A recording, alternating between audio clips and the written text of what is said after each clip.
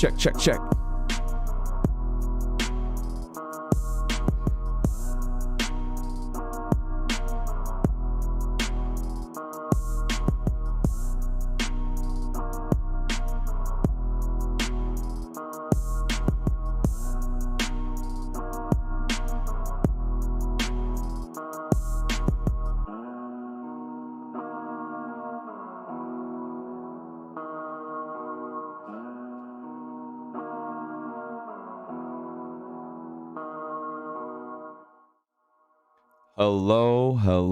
Hello, and welcome into the show today. I am so glad you could be here. If you're listening right now, that means you missed us when we were live. That's okay. Make sure you check out JJ's live show on Facebook, YouTube, and Twitch. And if you are watching right now, hello and welcome in. I just wanted to hop on here today, do a quick little stream. I don't have a guest today. I am rocking solo. I know you guys are sad about that. We've had some banger guests on the show lately. So if you have not listened to the prior episodes, please go back and do so. Today is going to be not all about football, but we are going to talk a little bit about football and just the greatness we've seen this past weekend. This past weekend, I think, did two things for us. One, shows us that there's still a high level of competition in the NFL. And then two, it shows that the NFL overtime rules suck, and we'll talk about that a little bit. My name is John. I am the guest of the show. Sorry, I'm the host of the show, not a guest. If you haven't ever been a part of the show before, the whole point of the show is that it is a live show, so make sure you check us out when we're live so you can type in the chats. We're live on Facebook, YouTube, and Twitch on every single episode. And yeah, let's just hop into it. So this past weekend was the divisional round for the NFL playoffs. And if you don't like football, you can fast forward a little bit. I'm sure I'll start talking about another topic by the end of the episode. But America saw some of the greatest NFL football games to date. I think this is already being deemed the best weekend for playoff football ever. Yes, ever, of all time. Every game besides one was decided with a walk-off field goal to win the game. And the only one that wasn't was a game decided in overtime. Okay? So before we get into the overtime game, the Niners faced the Packers. Everybody thought the Packers were going to blow up the Niners. And then the Niners, San Francisco fans, you somehow measled your way into a win, and it birthed the NFC Championship game. So they will face the Rams NFC Championship game. The Rams almost lost that game versus the Bucs. Tom Brady led their team from a 24-point deficit at one point, and they ended up winning that game 30-27. I want to talk about Matthew Stafford for a second. I've always been a Matthew Stafford fan. Okay, Matthew Stafford has been one of my favorite.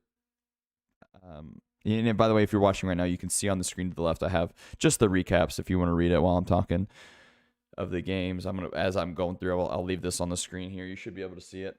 That's a perk. When you get to watch the show live, you get to be involved with, I sometimes show videos and things like that. So that's how the show works. So if you didn't watch this game, you kind of missed out on Matthew Stafford being special. And this is why I've always been a Matthew Stafford fan. He shows toughness, he shows grit, and he has the ability to come, win games in crunch time. And he had that amazing play. He exploited the Buccaneers defense to get them in field goal range. I forgot who he passed it to, but and then had the good calmness to be able to spike the ball with 4 seconds left for them to kick a field goal. And Tom Brady showed that he is still the greatest of all time. Okay. I'm not going to say he's the best active quarterback in the league because the next game of the day was Chiefs and Bills. And that was one of the most exciting quarterback play on both teams that I've ever probably seen in my whole life. Out of college, out of high school. Because it was both teams had amazing quarterback play in that Chiefs-Bills game. We'll talk about that here in a second as well. So Tom Brady's still the best at orchestrating his team, and I think that's important for a quarterback. Is that much like a team manager, you have to be able to orchestrate your team. He is an on the field coach. He is an on the field coordinator, and he's basically a true general leading his army. He doesn't try to do too much. He knows how to delegate the work on the field, and I think that's what makes a really great quarterback. And then let's get to this Chiefs-Bills game, which is the game I really want to talk about.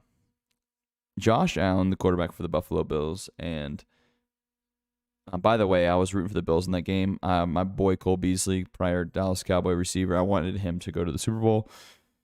But I really want Matthew Stafford to win the Super Bowl. I think he more than deserves it. Wasted his career at Detroit Lions with just the terrible organization that's over there. And I really feel that Matthew Stafford has the grit and just the overall toughness to be able to win a Super Bowl. Like mental toughness, I mean. So, but talking about this Chiefs-Bills game, wild game, amazing game. Either team could have won. They could play this game 50 times, and the series would be split 24-26. I mean, it's just wild. I don't think the Chiefs were the better team in that game. I just think they had the ball last, and it showed because this NFL overtime rule, I think, has got to change, at least for the playoffs. I think tying an NFL game in the regular season is a little baloney. I think they need to make it to where you can't tie an interdivisional game. And if you don't know what that means, just look it up later. Because you can tie a regular season NFL game. You can't tie a postseason game, obviously, because somebody's got to move on. So I think there's got to be some change to the NFL overtime rule. The current rule is the opening team, if they score a touchdown, the game is over. If there's a safety, the game is over. If the team who gets the ball first goes down and scores a field goal, the other team has a chance to score a field goal to tie it, or if they score a touchdown, they win it.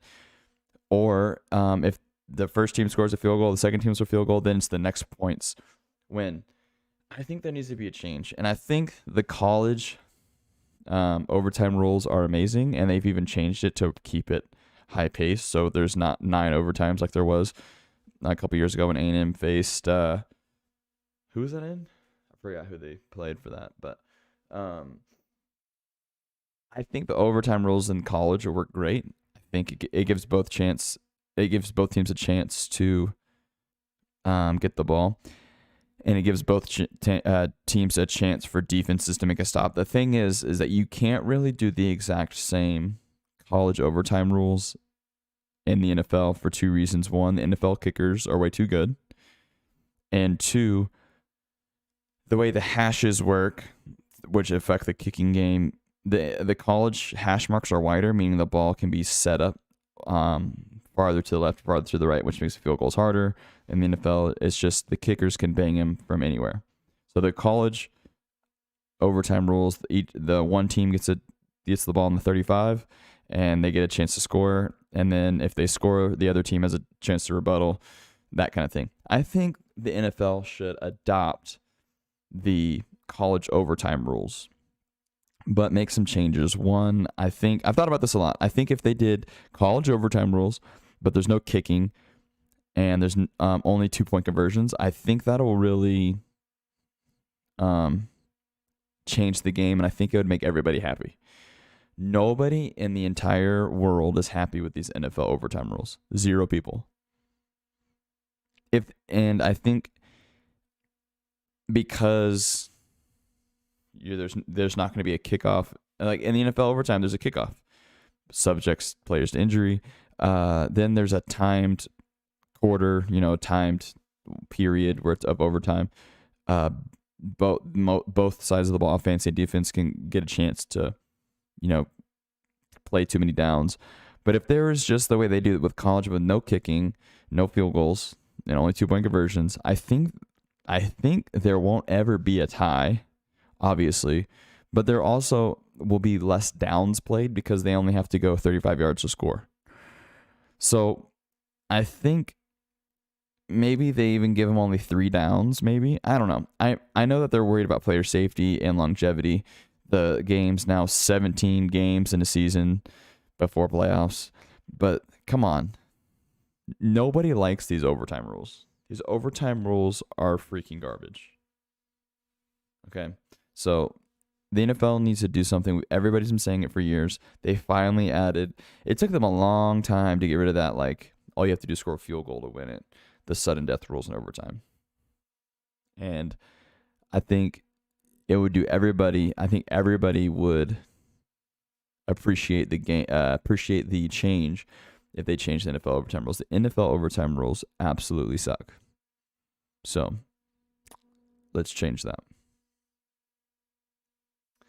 I don't really have any other news. I just want to come on here and just, I think football is the greatest sport.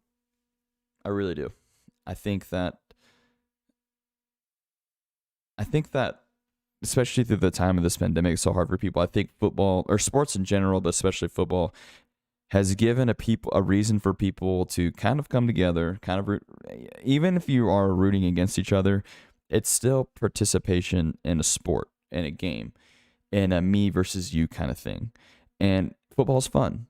And I was talking to a young kid over the weekend, and I was teaching him some football things. And I just had to remind him, I said, hey, football is a game. And at any point you don't enjoy playing it, stop. Yes, you can take it seriously. Yes, train for it hard. Yes, this can change people's lives. The game of football can give people a different way of life. Football can be a way out of a terrible living situation for some people. Football can generate generational wealth for some people. But at the end of the day, football's fun. And I don't think anybody should be able to take that away from anybody. And no matter what level you're playing at, NFL, college, high school, middle school, at the end of the day, football is fun. And don't let anybody take that away from you. Football is meant to be played with an enthusiasm. Yes, take it seriously. Yes, when you lose, and be upset about it. No, nobody has fun losing. But it's the competition, it's the hours and hours and weeks and months of training for that 10 seconds of glory that every football player can relate with. Or any sports player can relate with. It's funny, every football game, you probably get a total of 10 minutes of playing time when you count of like how much action you're actually getting on the field. And the amount of hours you get for just that 10 minutes of actual playtime is so extraordinary. I think that football is great for the development of young kids, or just any sports. Sports, I think every kid, boys and girls, needs to get involved with some sort of sports. Okay? The biggest reason is it teaches kids to learn. It teaches kids hand-eye coordination, teaches them, athletics, being what's it called? Being like just active, right? It gives them a sense of camaraderie. In sports, people make lifelong friends. Also, one important thing, it teaches them to lose. And I think in our generation, we have, I guess I'm a millennial, and then what is it? Next generation X, generation Z, something like that. We're so privileged. It's like we have all the knowledge and we have access to all the information in the world, but yet we're the least educated in life, I feel. It's true. In sports, football, we say this all the time in the football community. Football is an analogy for life. Okay? You learn to win, you learn to lose. If you're winning and you don't keep grinding, you don't keep working hard, somebody's going to take your place. The winners always have a target on their back, and the losers always have a chip on their shoulder. It's a perfect analogy for life. Okay? Whether you're running a business, whether you work in a big corporate office, whether you are a blue-collar worker, listen, it's all competition out there.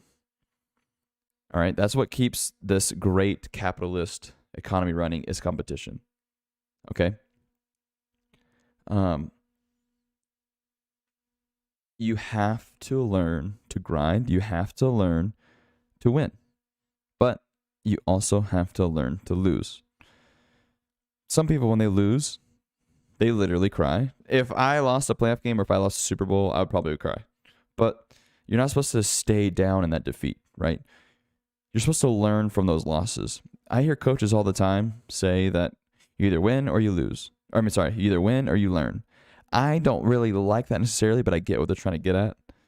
To me, I accept a loss.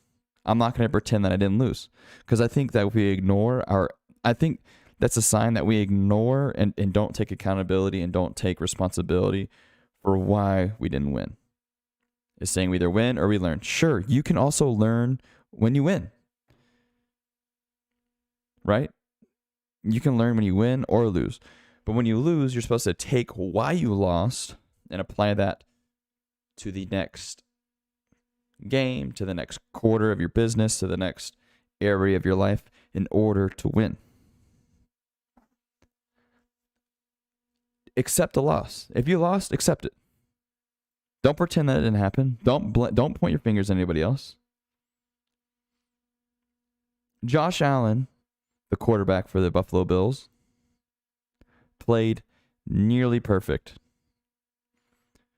Here's the stats right here. 27 of 37, 329 yards, 4 touchdowns, no interceptions, 11 carries for 68 yards, 136 passer rating.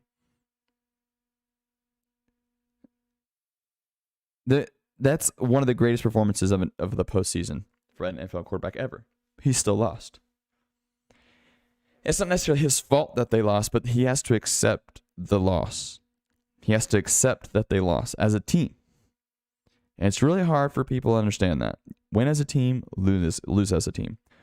Football, sports, in general, give you that experience when you're young that you desperately need to develop into a grown adult. Not everything gets handed to you. In order to win, you have to earn it. That's why I do not like participation trophies. It creates this like weird entitlement. I don't mind like a like maybe a certificate or like maybe like a piece of paper that says, "Hey, you were part of the team. Thanks for contributing. This is your name, this is your position, this is how you did, whatever." But I think there's something about trophies, there's something about plaques, there's something about awards that actually mean something, and they should keep that meaning.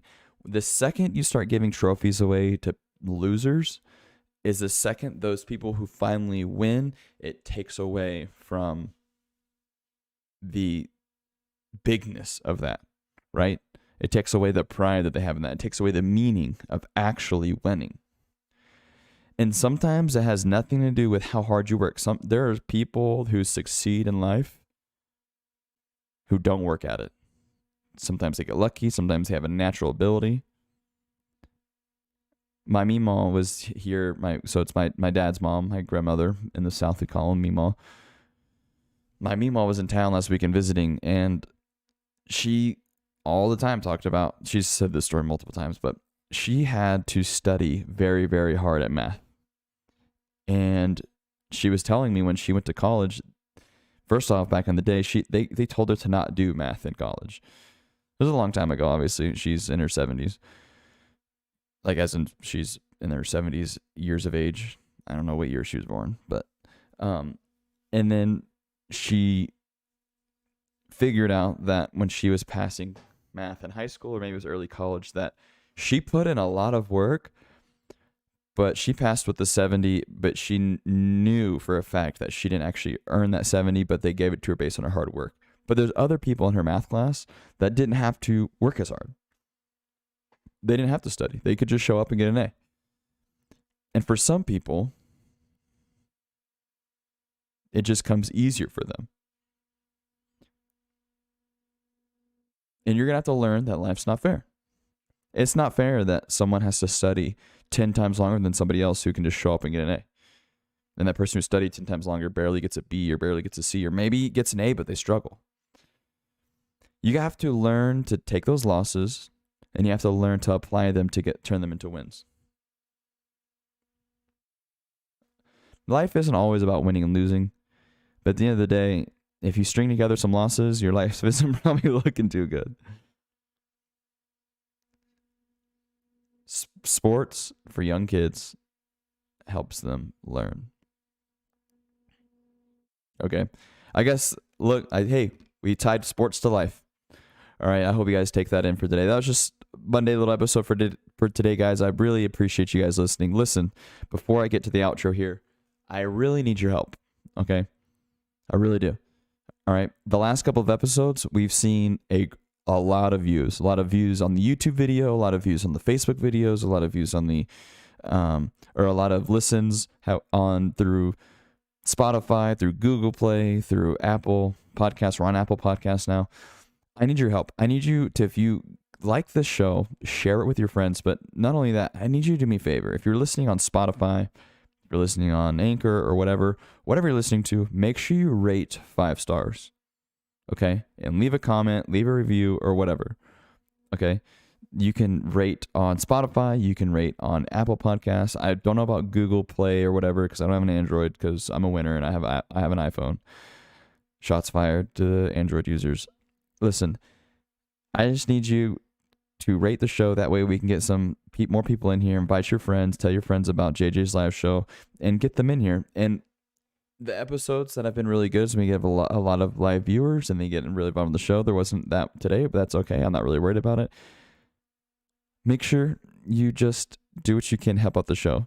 Okay. I've talked about this before in the show that my goal of the show is to be able to generate a revenue with this show, maybe some branding, maybe some advertisements or whatever, donations. And then what I want to do with this show is be able to obviously generate an income for myself because that'll keep me doing the show. But on top of that, I want to be able to use the revenue from the show to I've talked about this before, to do outreaches specifically to the community within the viewers of the show or the community around where we live, because I feel that to get like a lot of us together backing up certain ideas or certain, community outreaches can really make a difference. Okay. And it's not that I'm just going to take the money from the show and just give it to a charity. That's not what I want to do. I want to do really specific. I want to do really, we can maybe vote on it or whatever, but we're not going to just like give money. I'm physically going to take the money and I'm physically going to go buy something, give it to somebody, or I'm physically going to go write a check and give it to an individual or whatever. You know what I'm saying? I'm not really sure what it's going to look like yet because we're not quite there yet, but just that's how we get there. I'm not asking for any money. I mean, you can. If you want to support the show, go to Anchor. I think I have a link on here if you want to donate through PayPal or whatever, but you can go to Anchor. You can support for 99 cents a month or whatever. But I'm just asking you right now is to share with your friends, rate 5 stars. Okay? That's my long spiel for that. All right. I really thank you guys for joining in. Hey, if you like the music that you hear on the show, that is made by my friend Chase. He was on an episode a few episodes ago. He was our very first guest on the show. He hires people. He makes this music himself. He does whatever he can to get these albums together for you to use. They're absolutely free. If you want to use them for your live presentations, your live streams, your YouTube videos, whatever, go to Streamables on Spotify. Or he is now officially on YouTube Music. So go to Streamables on YouTube Music or Spotify to use this music. It's copyright free, so use it on whatever you can use it and make it a video and publish it. Okay, he wants you to use it. It's absolutely free. Make sure you check it out. Okay, that's Streamables on Spotify or YouTube Music. All right, guys, make sure you rate the show. I want to see you guys in here on the next episode. Until next time, peace. Go Buffs.